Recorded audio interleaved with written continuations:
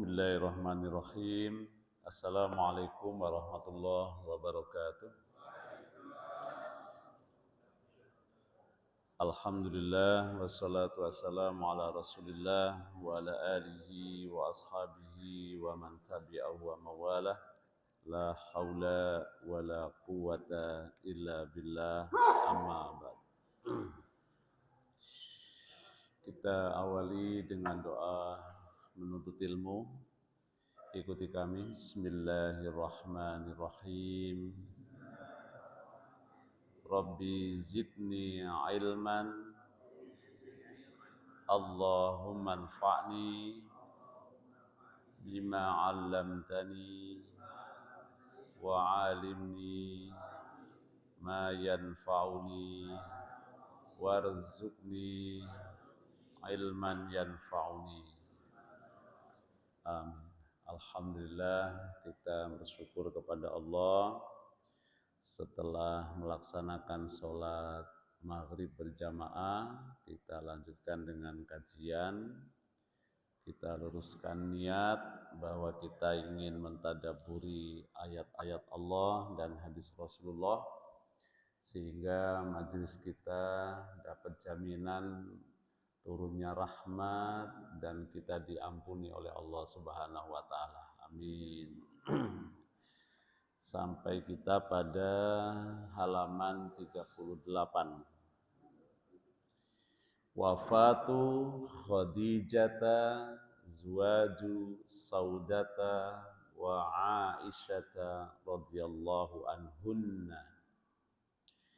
Wafatnya Khadijah. Khadijah di sini maksudnya adalah istri Rasulullah sallallahu alaihi wasallam. Pernikahan beliau dengan Saudah dan pernikahan beliau dengan Aisyah, Allah ridho kepada mereka. Pointer yang pertama, Fisanatil Ashirah, pada tahun ke-10 minan nubuwati, dari kenabian.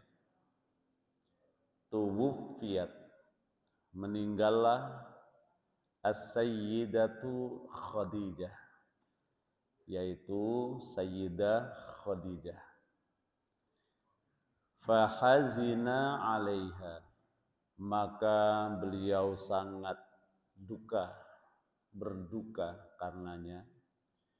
Fahazina, maka sangat berduka 'alaiha, atasnya siapa? Ar-Rasulullah sallallahu alaihi wasallam.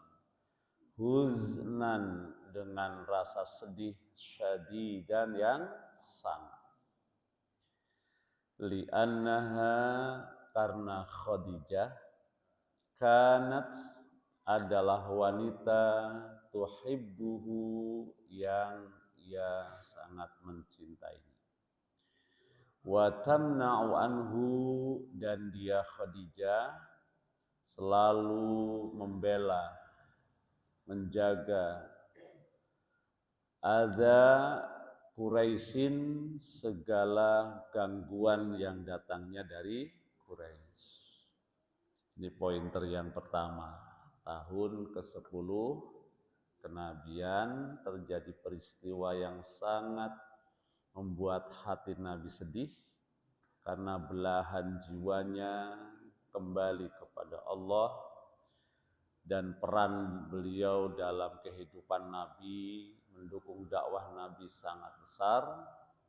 Kepercayaannya terhadap Nabi luar biasa. Loyalitas dan pengorbanannya tiada tanding. Dukungan dan rasa cintanya kepada Nabi sangat tinggi. Bahkan peran beliau, Khadijah, itu mampu meredakan gejolak dari perlawanan dan juga upaya menyakiti Nabi Muhammad sallallahu alaihi wasallam. Itulah Khadijah. Fatazawwaja ba'da wafatiha, maka kemudian Rasul menikah setelah wafatnya, bisaudata, dengan seorang wanita mukminah yang namanya Saudah. Ba'da antuwufiya, setelah ditinggal mati atasnya zaujuha, istrinya.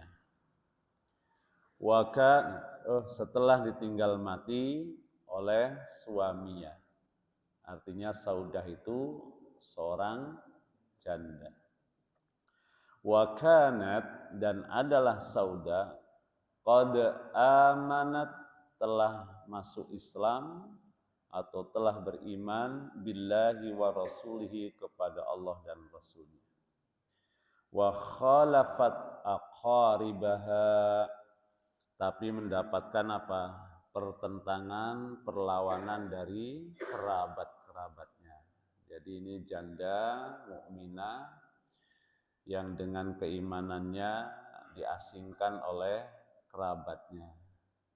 Kemudian diperistri oleh Nabi Muhammad sallallahu alaihi wasallam. Sepeninggal siapa tadi? Khadijah. Jadi Khadijah memang istri satu-satunya sampai meninggal, enggak menikah lagi.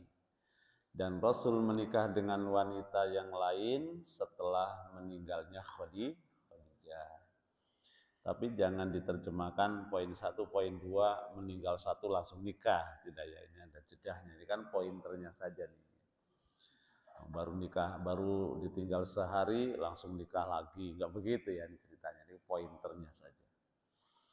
Yang ketiga, wa ba'da syahrin, setelah 1 bulan, aqada. Aqada itu apa? Akad. Akad berarti menjalin ikatan janji pernikahan juga. Ala Aisyati, dengan siapa?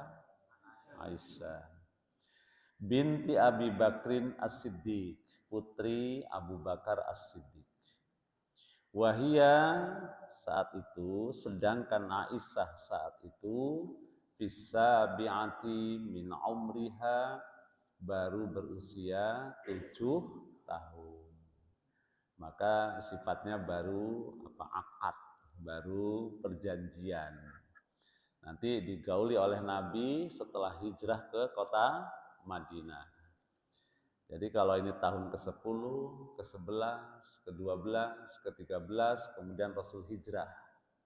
Nah setelah hijrah itulah baru Aisyah ini digauli sebagai istri oleh Rasulullah SAW. Berarti 8 tambah 4 berapa tahun? 12 tahun. Ya. Yang keempat, walam yatazawwaj bikran ghairaha. Dan Nabi sama sekali tidak pernah menikah dengan wanita muda yang wanita muda yang tidak janda gitu, yang perawan, bikron, yang perawan, ghairoha, selain Aisyah. Wa dakhala biha fil Madinah, ini istilah fikih, dan Rasulullah dukhul dengan Aisyah di Madinah. Paham ya istilah dukhul ya? Ya, kan ada istilah dukhul itu sunnahnya walimah itu setelah duhul gitu ya. Tapi sunnah bukan wajib. Supaya Pak Tukimin nikah hari Jumat. Setelah duhul, kemudian resepsinya hari Ahad seumpama. Itu namanya nikah ba'da walimah ba'da duhul.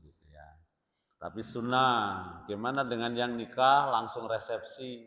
Boleh. Jadi jangan diartikan kemudian secara ekstrim gitu ya. Hitam putih terkait dengan sunnah. Lihat sunnahnya apa dulu gitu ya. Ya baik. Ini subtema tentang ini. Kita lanjutkan sekalian saja. Wafatu ammihi, wafat pamannya. Pointer pertama, ba'da wafatis sayyidati Khadijah, setelah wafatnya Khadijah, Sayyidah Khadijah, binahwi kurang lebih syahrin 1 bulan, tuwufiya ammuhu Abu Thalib, maka meninggallah paman beliau yang bernama Abu Thalib. Jadi Khadijah meninggal, sebulan setelahnya kurang lebih pamannya meninggal. Pamannya siapa? Abu Thalib. Fahazina alaihi Rasul sallallahu alaihi wasallam. Fahazina, jawabannya, maka semakin bersedih Nabi sallallahu alaihi wasallam atas meninggal pamannya itu. Wasamma dzalikal am, maka diberi nama atau menamai tahun itu dengan amul huzn, tahun kesedihan atau tahun duka cita. Nabi kehilangan dua orang yang sangat berperan dalam dakwah Nabi. Pertama istrinya, kedua pamannya.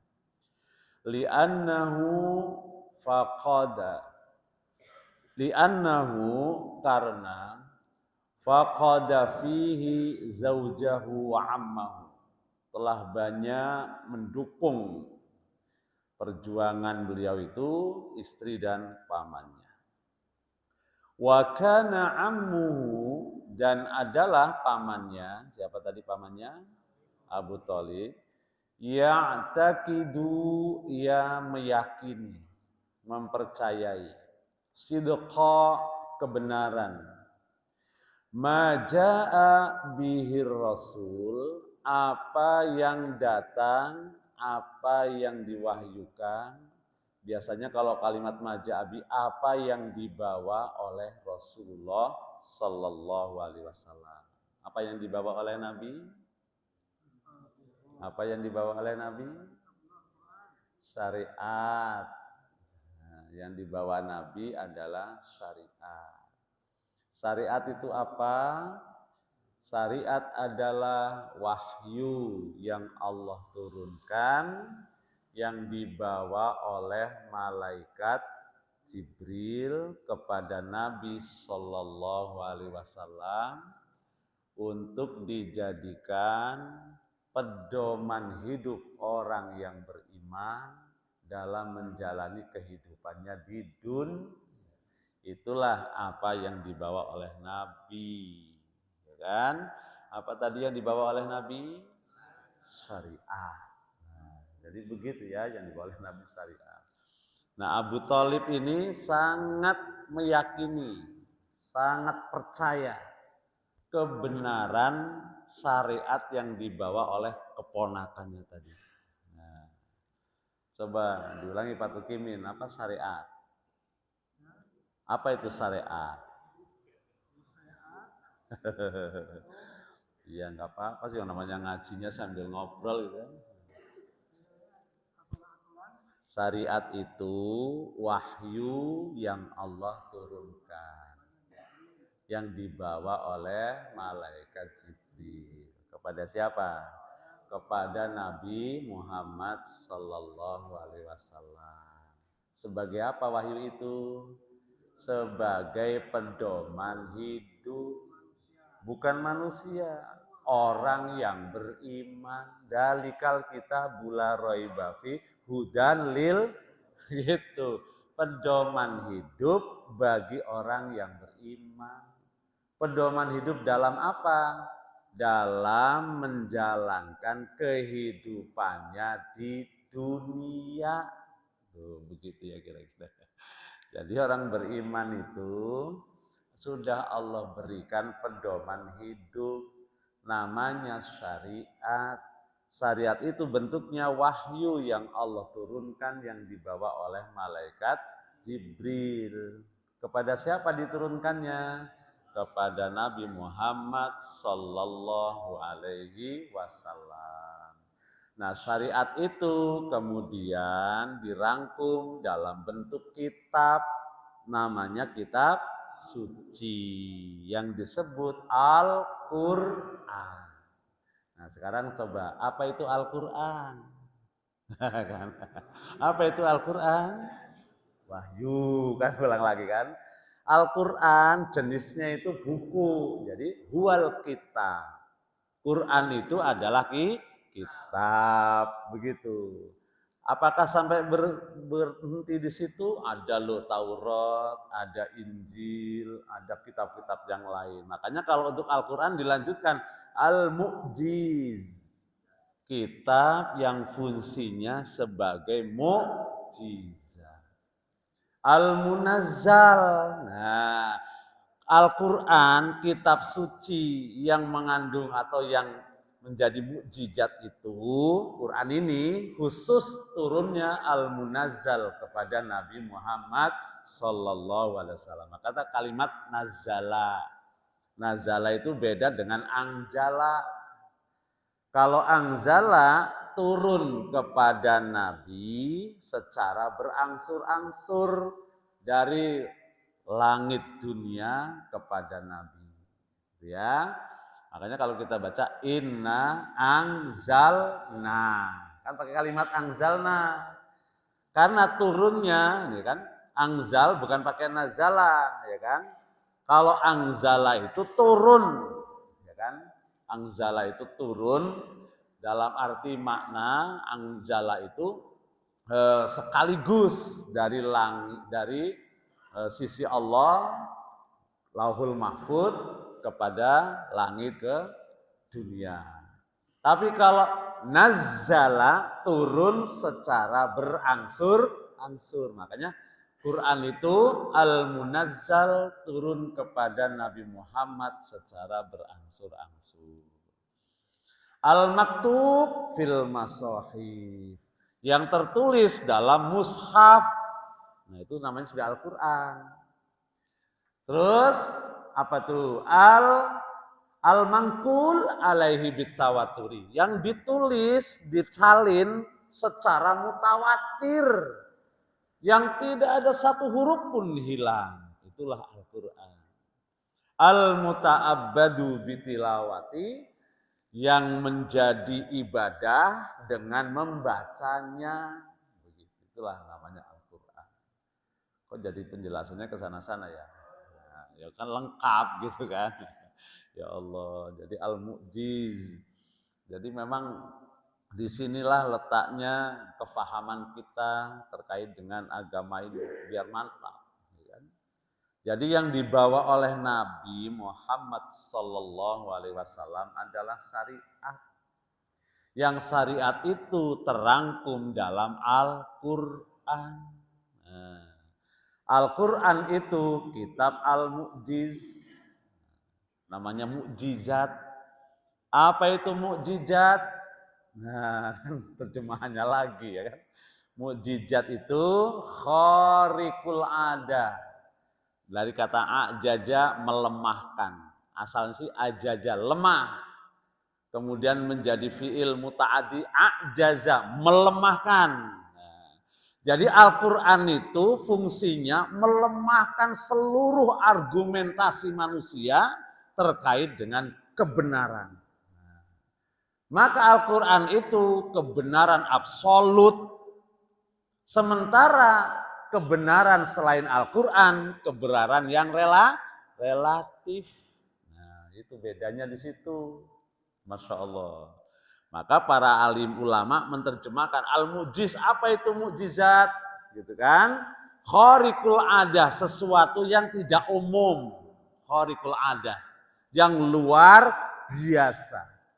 Makrunun, nah gitu ya. Makrunun bitahadi, yang kemukjizatannya itu sudah melalui seleksi tantangan yang terbuka. Nah, itu namanya mukjizat. Jadi nggak ada yang namanya mukjizat, kebenaran dari Allah, kemudian diklaim sebagai satu kebenaran yang pasti menurut dia, tanpa adanya perlawanan secara terbuka. Jadi namanya mukjizat itu perlawanan terbuka. Maka ketika turun, kata Nabi, nih wahyu. Nah, ya, nih Quran. Bacaannya begini. Tulisannya bahasa Arab. Turunnya kepada orang Arab. Ya kan? Ini adalah wahyu, kalau nggak percaya bikin seperti itu. Jadi makrun, melalui tantangan yang terbuka. Itulah kebenaran. Subhanallah. Ya kan? Jadi kalau belum terbuka secara belum ditantang, itu belum namanya mukjizat. Ini bentuknya bahasa Arab, turun ke tengah orang Arab yang ahli bahasanya, ya kan? Mereka para puitisi yang luar biasa, Masya Allah. Tapi ketika diturunkan ini loh Al-Quran, siapa yang bisa membuat seperti ini? Silahkan. Jadi begitu. Ya Allah. Siapa yang membuat seperti ini? Silahkan. Yang kedua, nggak ada yang bisa. Jangan bikin Al-Quran. Tulis Al-Quran satu surat saja. Nggak ada yang bisa. Surat yang paling pendek, wal asri. Kan dibuat tuh oleh Musailamah Al-Kadzab. Wah, dia merasa dirinya mampu. Bukan hanya Muhammad yang bisa menjadi nabi. Ngaku nabi, saya jadi nabi. Kata Musailamah. Dia bikin tuh ayat, satu surat pendek seperti ina atau ina. Kalimatnya indah. Kalimatnya bagus, puitis. Tapi maknanya nggak ada. Nah, kan gitu. Tapi kalau Al-Quran, inna a'tainakal kautsar fasholli li rabbika wanhar inna sani'aka huwal abtar. Kalimatnya indah, puisi tapi bukan puisi, kandungan maknanya sangat luar biasa. Itulah Al-Quran. Nyerah dia Musailamah, ya kan? Masih ada lagi, ditantang lagi. Kalau memang nggak bisa buat satu surat, bikin 10 surat. Asuswa. Jadi tantangannya itu terbuka. Jadi kalau memang kebenaran itu dari Allah, bisa diakui dia sebagai mukjizat, harus terbuka. Ini baru pada kalimatnya saja, lafadznya. Ditunggu, nggak ada yang setor. Ya kan menanggapi tantangan Nabi. Masih nggak bisa juga, dikurangi. Faktu bisuratin 10 surat nggak bisa satu ayat saja. 10 ayat nggak bisa, satu ayat saja. Ya Allah, nggak bisa juga, Masya Allah. Nah, itu tantangannya ya. Pertama suruh bikin satu Quran nggak bisa. Kedua 10 surat nggak bisa. Yang ketiga 1 surat juga nggak bisa. Masih juga ditantang lagi. Kalau nggak bisa bikin secara personal, undang teman-temannya, musyawarah, bikin 1 surat. Masih nggak bisa juga. Tuh, namanya mukjizat ya Pak. Ya Allah luar. Ini baru dilihat dari aspek lafaz. Masya Allah. Baru kemudian berlanjut tuh pengertian apa tadi mukjizat. Apa itu? Salimun minat ta'arud. Dikatakan Quran itu mukjizat, kenapa? Karena dia sudah selamat dari berbagai macam pembuktian dan tantangan dari semua manusia. Baru, Masya Allah. Ya kan? Artinya dari sisi bahasa, Al-Quran itu sudah tidak ada yang menandingi. Nah, baru kemudian ta'arud dari sisi apa? Isi. Nah, jadi sudah ada agama, budaya, tradisi yang sudah berjalan di tengah masyarakat. Sekarang Al-Quran hadir membawa ajaran, kehidupan, personal, dan bermasyarakat. Hayo. Nah gitu loh. Nih bersaing. Begitu. Ini Al-Quran. Maka yang dibawa Nabi itu enggak memproduk pemikiran. Bukan membuat ideologi. Nabi itu hanya seorang rasul utusan yang bertugas apa?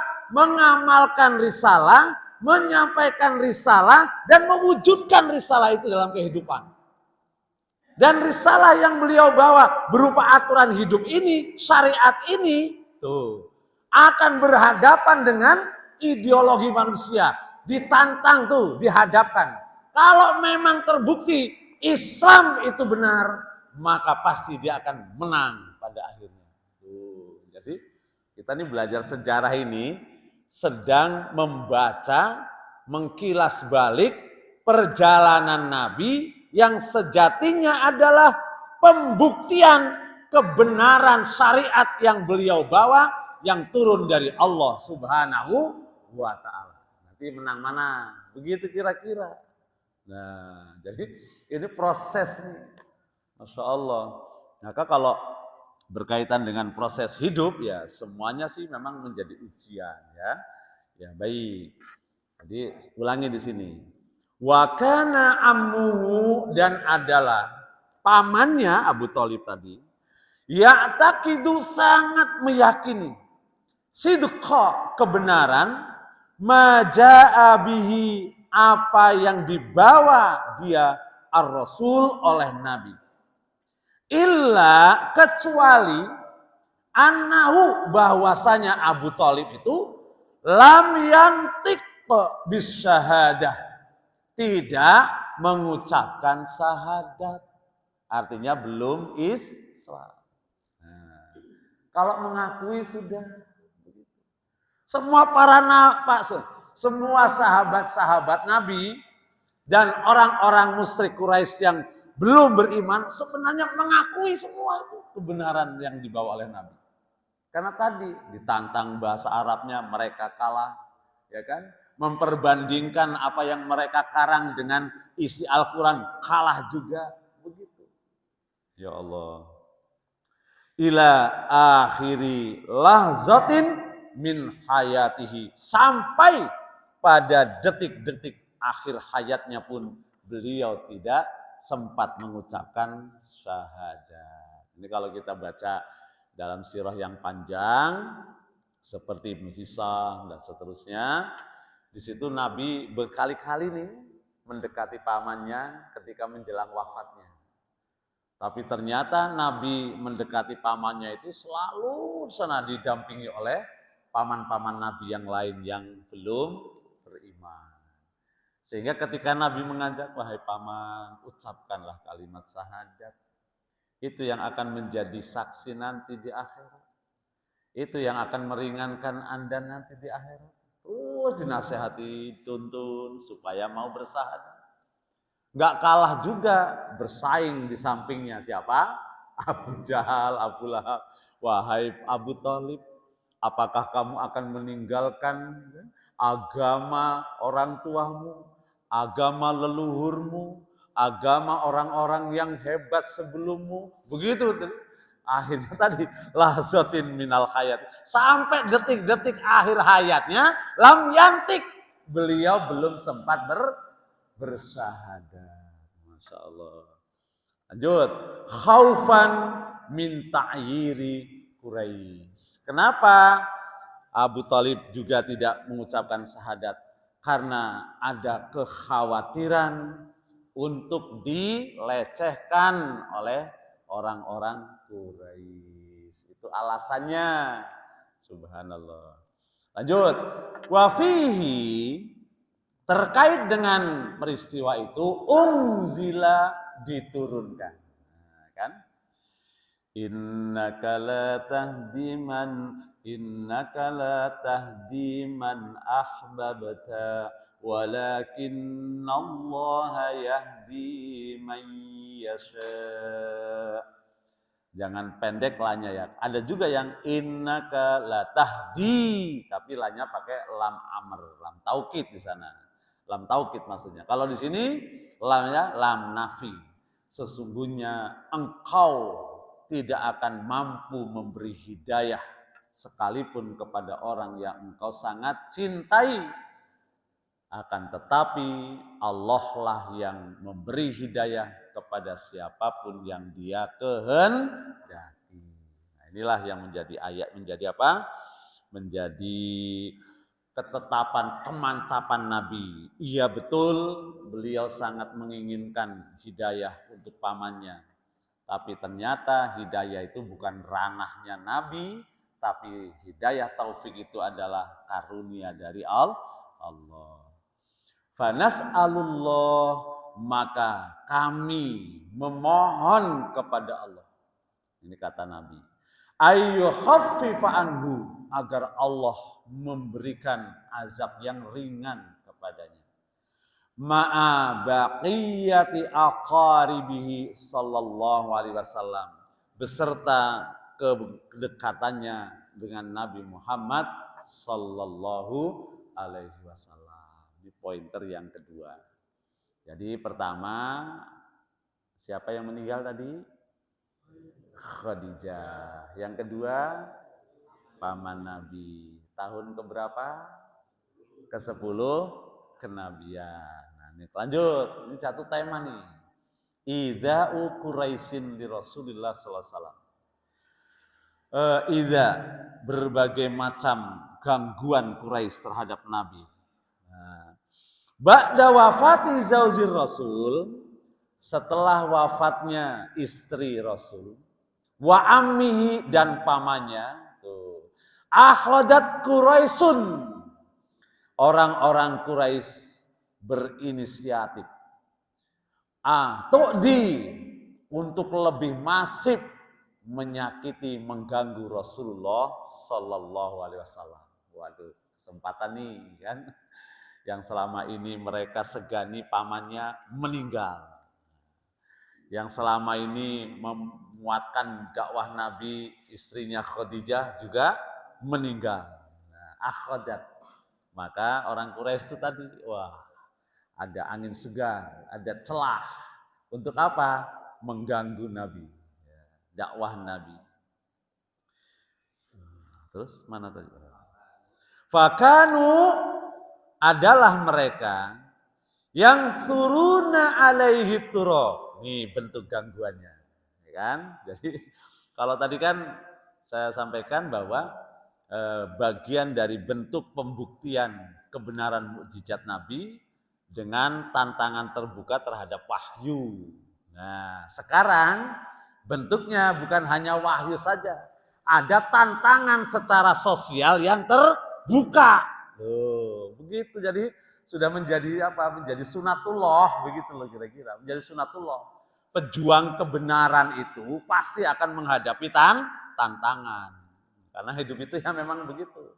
Kalau enggak Hizbullah, Hizbus Seton. Kan dalam Quran begitu. Hizbullah, Hizbus Seton. Orang beriman lawannya orang kafir. Begitu. Hak lawannya batil. Nah begitu. Nah di sini nih. Wakanu, dan adalah musyrikin Quraisy yang turun Nasara. Nasara itu mengganggu alaihi, menyakiti alaihi kepada Nabi at-turab, dengan tanah. Jadi kadang-kadang Nabi itu ya dilempari dengan tanah, dengan batu kecil. Wa yad'una awsakhal hayawan, mereka mengganggu Nabi secara fisik dengan meletakkan kotoran-kotoran binatang. Masya Allah. Alaihi fis sholatihi, pada waktu sholat. Ya Allah. Sampai begitunya ya. Wa ta'allaku bihi marrotan. Wa qalu lahu, nah wa ta'allaku, dan kadang-kadang juga mereka sewaktu-waktu itu sekali-kali ta'aruf, itu bisa diganggu. Kadang Nabi dipegang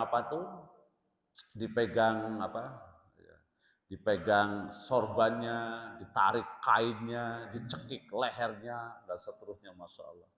Maka terkait dengan ini mereka berkata kepadanya, antalladzi turidu antaj'alal ahilata ilahan wa kamu ya, kan, jadi ditarik pakaiannya, kamu ya yang berkeinginan supaya kami itu punya Tuhan hanya satu doang.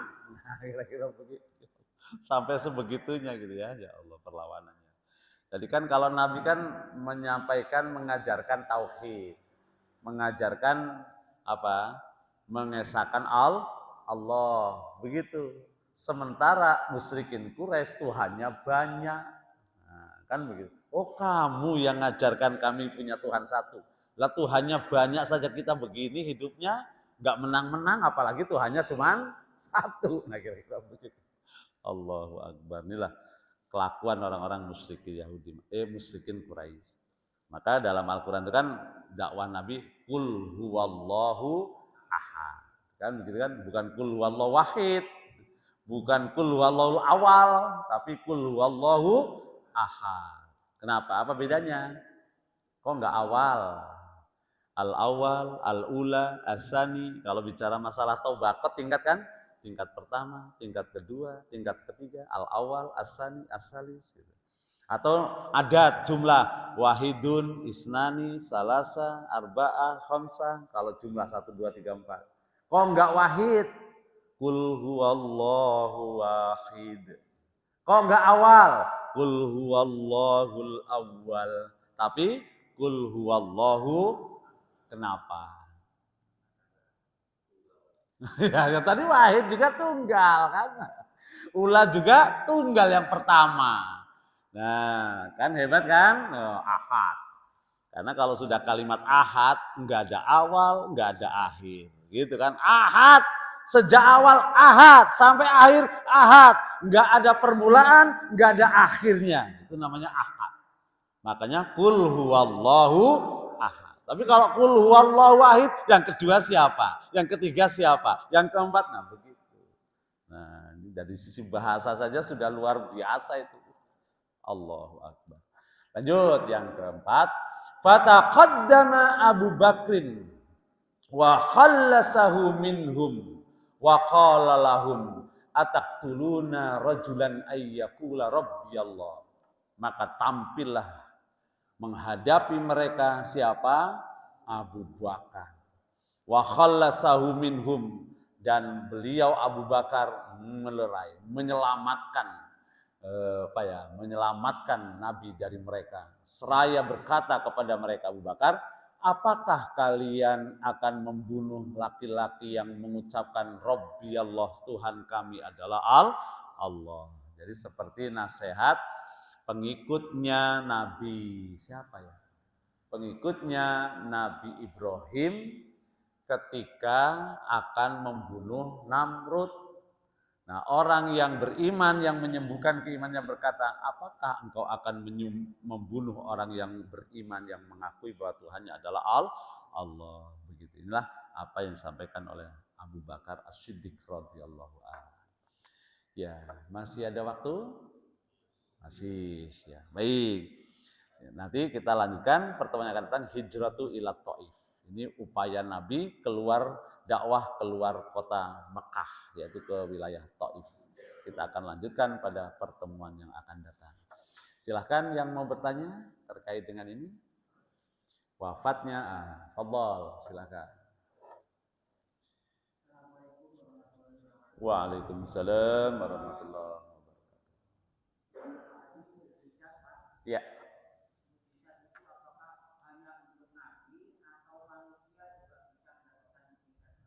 Iya.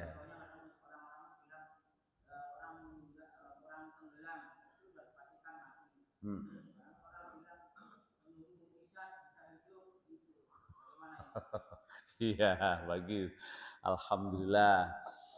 Maka kalau begitu perlu difahami tentang arti mukjizat.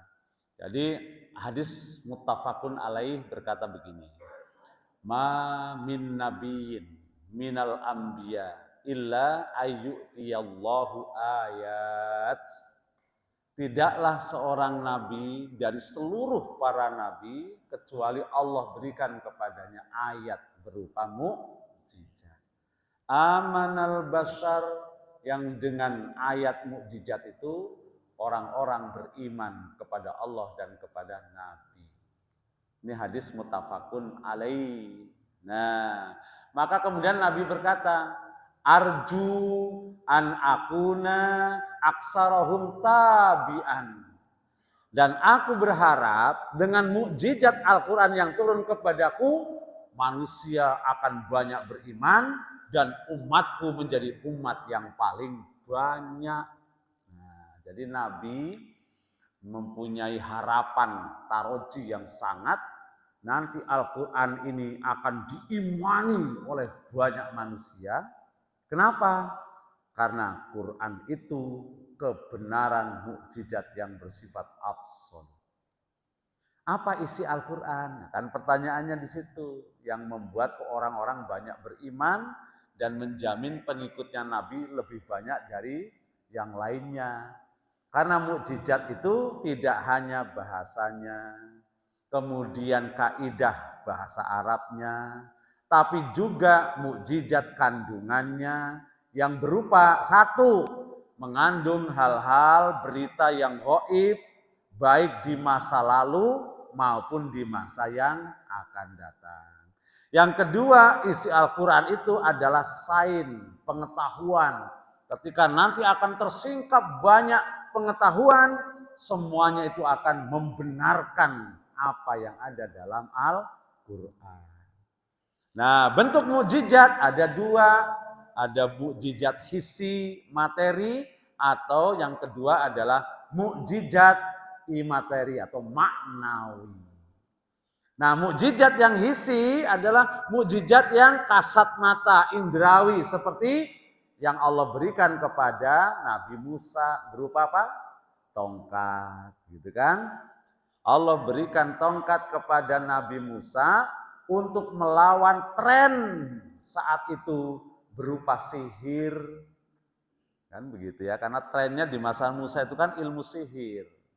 Dengan diberi tongkat, maka tidak ada lagi orang yang hebat saat itu, tunduk semuanya kepada Nabi Musa. Nabi Isa diberi oleh Allah kemampuan untuk menghidupkan orang mati dan menyembuhkan penyakit apa itu ya? Penyakit belang itu loh, kusta ya. Saat itu yang trending memang pengobatan. Sehingga mukjizat yang Allah berikan kepada Nabi Isa menjadi ilmu pengobatan yang tercanggih saat itu. Atau Nabi Ibrahim yang tidak mempan kalau dibakar, ya kan? Bardan, menjadi dingin api yang membakarnya. Itu adalah mukjizat yang indrawi, yang kelihatan. Tapi nggak ada kaitannya sama sekali mukjizat yang diberikan kepada para nabi itu dengan risalah yang dibawa oleh nabinya. Gak ada kaitannya. Coba Nabi Musa kan menyampaikan tentang ajaran tauhid. Apa hubungannya dengan tongkat?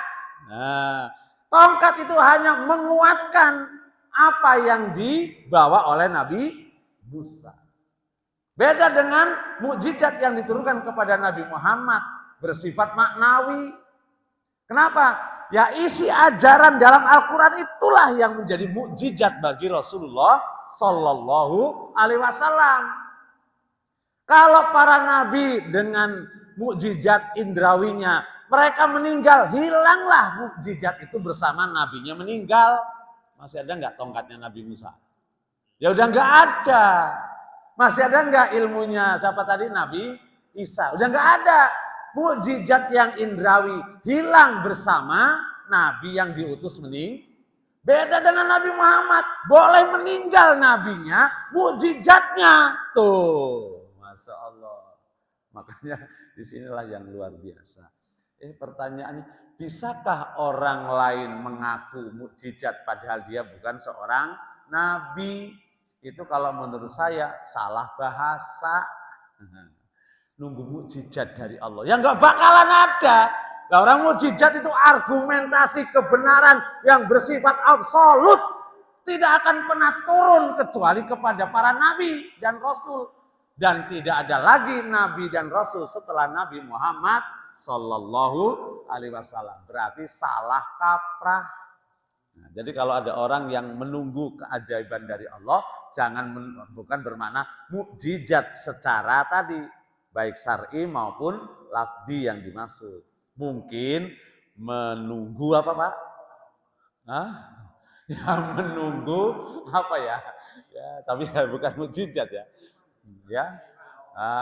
Ya menunggu pertolongan Allah saja yang di luar dugaan gitu ya. Jadi boleh saja salah kaprah. Tapi kalau mau dikatakan maklum tapi tidak berarti mukjizat seperti yang dikatakan tadi wahyu kepada para nabi dan rasul. Wallahu a'lam bishawab. Nyambung nggak kira-kira Pak? Alhamdulillah. Yang lain? Ayo silakan Pak Tukimin. Jangan ngomong-ngomong masalah ya. Kan juga ada di Quran ya Yohanes. Manusia juga supaya mempelajari tentang Al-Quran. Artinya teknologi kan kadang-kadang orang-orang barat itu karena dia baca Quran dia bisa menghilangkan untuk bikin katakanlah hal yang susah. Iya. Sehingga orang itu untuk manusia juga, artinya apakah itu manusia seluruhnya karena dia mau berpikir Al-Quran itu adalah manusia. Iya. Itu ada hal yang kita tidak tahu, makanya dia bisa bikin katakanlah astronot. Apakah itu artinya menyeluruh? Ya, baik, alhamdulillah. Ketika bicara panduan hidup, Al-Quran itu ya hanya panduan hidup bagi orang yang beriman, hudan lil muttaqin. Adapun orang yang diseru untuk menjadikan Al-Quran sebagai pedoman hidup adalah manusia. Makanya kalimat pertama dalam kalimat ya ayuhan dalam surat Al-Baqarah, ya ayyuhan nasu'budu. Apa itu? Ubudu di sini kata Imam Jalalain, Allah menyeru manusia ubudu, artinya tanasu, ta'abud dan ta'at, tunduk patuh kepada Allah. Yang kedua, menurut Imam Ibnu Katsir, perintah kepada manusia menyembah Allah artinya mentauhidkan Allah. Yang kedua, menjalankan syariat yang Allah turunkan, seruan secara umum. Tapi kemudian ada yang mau, ada yang tidak. Nah, Al-Quran ini memang pedoman hidup untuk orang yang beriman. Maka orang beriman, jadikan Quran sebagai pedoman hidupmu. Nah, perintahnya kepada orang beriman. Kalau manusia, akui dulu, imani dulu. Itu kebenaran. Baru dia berkewajiban untuk menjadikan pedoman hidupnya adalah Al-Quran. Hudal lil muttaqin alladzina yu'minuna bil ghaib. Ya, baik. Jadi secara taksis bahwa memang Al-Quran itu pedoman hidup untuk orang beriman, tapi perintah untuk ibadah kepada Allah seluruh manusia. Wa ma khalaqtul jinna wal insa illa liya'budun. Begitu ya. Alhamdulillah. Ada yang lain? Ada yang lain? Tidak ada. Nah, ya udah kalau tidak ada, alhamdulillah para iman. Berarti ringan tugas saya. Nah, ini para iman, disinilah nanti letak definisi-definisi itu untuk kita memahami kehidupan kita, karena kita hidup di akhir zaman, kita sebagai seorang muslim, bagaimana kita menjadikan pedoman hidup itu mewujud dalam nilai-nilai kehidupan kita. Memang ya tadi sih sebenarnya kalau dilihat dari definisi syariah secara bahasa itu, syariah itu apa? Syariah itu adalah mata air yang jernih secara bahasa. Jadi Allah turunkan Al-Quran itu sejatinya adalah sumber kehidupan bagi kita. Air yang jernih itu kan sumber kehidupan bagi kita lahir dan batin. Maka Ibnu Qayyimah itu menyebutkan adlun kulluha, isi Quran itu mengandung keadilan. Hikmatun kulluha, mengandung manfaat semuanya itu Al-Quran. Wa maslahatun kulluha, semuanya mengandung kemaslahatan. Itulah Al-Quran. Jadi kalau Allah perintahkan kita sholat, kita zakat, kita berhaji, semuanya itu sejatinya adalah untuk kebahagiaan dunia dan akhirat, lahir dan batin. Begitu sebenarnya karunia Allah, kasih sayang Allah. Maka semakin banyak yang kita teladani dalam Al-Quran itu kita wujudkan, semakin berkah, semakin manfaat, semakin maslahat hidup kita. Masya Allah. Cuman memang secara teoritis memang ya terbelah menjadi dua. Ada orang yang memang meyakini tidak ada masalah yang tidak dibahas dalam Al-Quran. Maka dia tidak membutuhkan syariat yang lain kecuali Al-Quran. Tapi juga ada yang memahami Al-Quran itu fleksibel, berlaku sepanjang masa. Tapi tidak berarti kemudian menafikan yang lain, kan ada yang begitu. Sehingga cocokologi, istilahnya dicocok-cocokkan gitu kan. Kalau sekarang lagi ribut nih, ada seorang pemimpin gimana milihnya, gini kan cocokologi gitu ya. Nah, kalau Islam ya Masya Allah, sangat luas. Jadi tergantung teori mana yang menjadi pendekatan. Ternyata itulah yang membuat kita ini berbeda persepsi, berbeda pemahaman, berbeda dalam aplikasi, sehingga kadang-kadang ya sebagai manusia muslim di akhir zaman ini kita tidak mengalami kebersamaan, kesatuan, tapi lebih banyak juga dipengaruhi juga perbedaan pendapat yang kadang-kadang juga berlebihan, yang menjadikan kita mestinya tetap bersatu dan bersaudara, tapi karena kefahaman yang berbeda kemudian menjadi bertentangan. Nauzubillah min dzalik. Wallahu a'lam bishawab. Subhanaka Allahumma wa bihamdika asyhadu an la ilaha illa anta astaghfiruka wa atubu ilaik. Assalamualaikum warahmatullahi wabarakatuh.